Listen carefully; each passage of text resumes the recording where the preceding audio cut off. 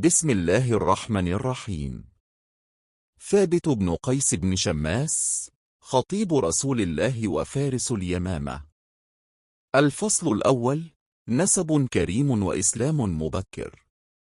في سنة 12 قاف، ولد ثابت بن قيس بن شماس في يثرب، المدينة المنورة، وهو من بني كعب بن الخزرج، أحد بطون الأنصار. كانت أمه هند الطائية، وقيل كبشة بنت واقد بن الإطنابة، وكانت ذات عقل وافر. أسلمت وكانت من السابقات إلى الإسلام. إخوته لأمه عبد الله بن رواحة وعمرة بنت رواحة.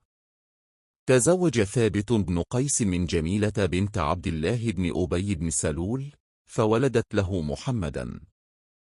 كان ثابت بن قيس من السابقين إلى الإسلام في يثرب، وكان ذلك عندما استمع إلى الداعية المكي مصعب بن عمير وهو يقرأ القرآن الكريم بصوت شجي، حيث سعد بما سمع، وكان له دور بارز في دخول كثير من الأنصار في دين الله.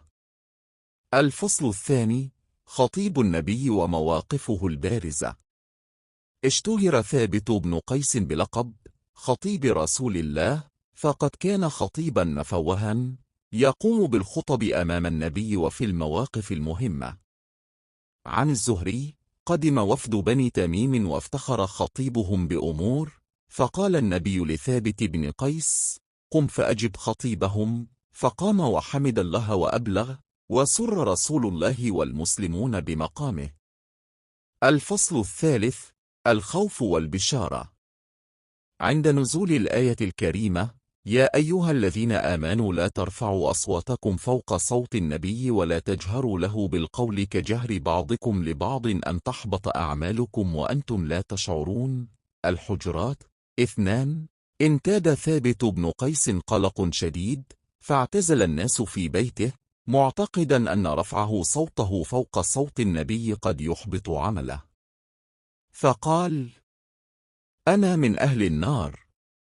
فأرسل النبي إلى ثابت يسأله عن حاله، فأجابه: يا رسول الله، نزلت هذه الآية، وأنا كنت أرفع صوتي فوق صوتك، فأنا من أهل النار. فقال له النبي: بل أنت من أهل الجنة. وبذلك طمأن النبي ثابتا، وأكد له مكانته في الجنة. الفصل الرابع: مواقفه في الغزوات. في غزوة بدر، كان ثابت بن قيس من المشاركين، وأظهر شجاعة وبسالة في المعركة. وفي غزوة أحد ثبت مع النبي، وأبلى بلاء حسنا. كما شهد معركة حنين، وكان من المدافعين عن راية المسلمين. الفصل الخامس: موقفه في حروب الردة. بعد وفاة النبي، ارتدت بعض القبائل عن الإسلام، فأرسل الخليفة أبو بكر الصديق رضي الله عنه جيوشا لردع المرتدين.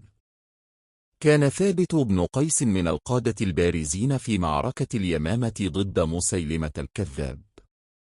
استشهد في هذه المعركة سنة 12، وكان عمره يناهز 40 عاما. الفصل السادس: رؤيا وتحقق الوصية.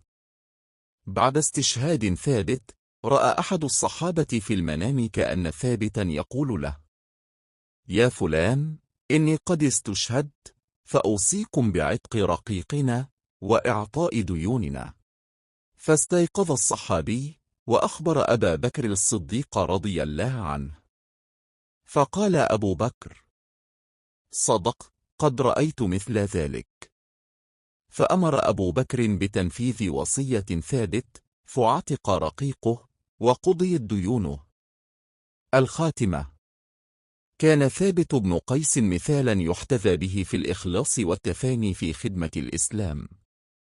خطبته بين يدي النبي، وشجاعته في المعارك، واهتمامه بالوصية بعد موته، كلها دلائل على مكانته الرفيعة في تاريخ الأمة الإسلامية. شكرا لمشاهدتكم، تابعونا للمزيد.